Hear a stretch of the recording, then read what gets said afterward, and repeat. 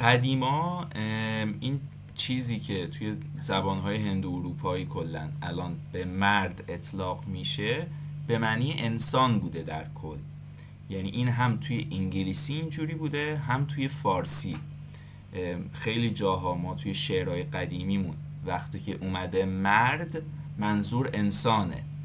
حالا الان مثال یادم نیست ولی بعد اگه خاطرم اومد حتما توی گروه براتون میفرستم.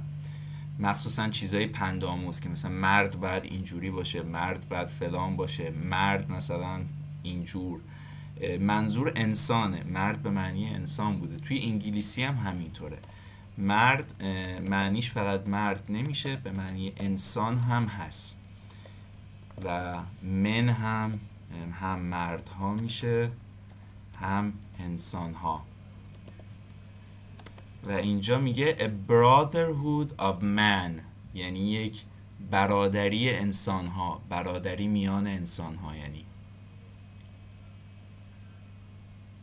و مثلا به گونه بشر هم میگن humankind هم میگن mankind.